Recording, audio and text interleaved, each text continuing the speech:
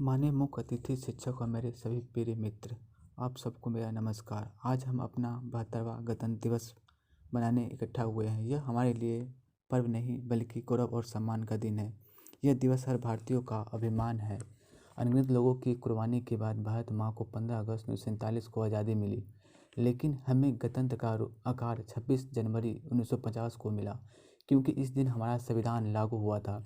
परंतु हमारा संविधान 26 नवंबर 1950 को पारित हुआ था। इतिहास में 28 दिसंबर 1929 को लाहौर अधिवेशन में सबसे पहले पंडित जवाहरलाल नेहरू जी ने पूर्ण स्वराज की मांग की। यह मांग पूरे देश में लहर बनकर घूमने लगी। लोगों की मांग को ऊपर रखते हुए 26 जनवरी 1930 लाहौर में रावी नदी के किनारे जवाहरलाल नेहरू जी द्वारा झंडा फहराया गया।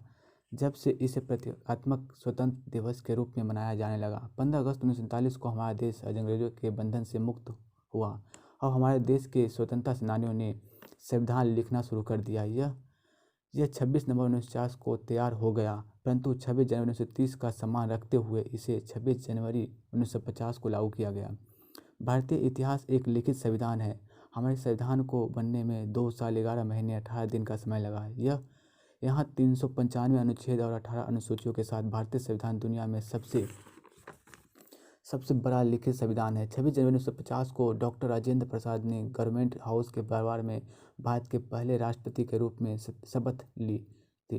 भारत के पहले गणतंत्र दिवस के मुख्य अतिथि इंडोनेशिया के राष्ट्रपति सुकर्नो थे। गणतंत्र दिवस के मौके पर राजपथ पर तिरंगा फहराया जाता है, फिर राष्ट्रगान गाया जाता है, 21 तोपों की सलामी दी जाती है। 1957 में सरकार ने बच्चों के लिए राष्ट्रीय बहादुरी पुरस्कार शुरू किया था। बहादुरी पुरस्कार 16 साल से कम उम्र के बच्चों को अलग अलग क्षेत्रों में बहादुरी के लिए दिया जाता है। गणतंत्र दिवस के मौके पर अशोक चक्र और कीर्ति चक्र जैसे महत्वपूर्ण पुरस्कार दिए जाते हैं। इसके बाद हमारी सेना अपना शक्ति प्रदर्शन और परेड मार्च करती है। और मैं यहाँ पर कुछ मोटिवेशनल क्यूट के साथ अपना स्पीच को ख़त्म करना चाहूँगा।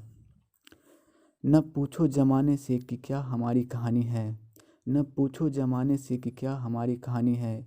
हमारी पहचान तो बस इतनी है कि हम बस सब हिंदुस्तानी हैं। कोई हस्ती कोई मस्ती कोई चाह पे मरता है, कोई हस्ती कोई मस्ती कोई चाह पे मरता है, कोई नफ़रत कोई मोहब्बत कोई लगाव पे मरता है। यह देश है उन दीवानों का, यहाँ हर बंदा अपने हिंदुस्तान पे मरता है।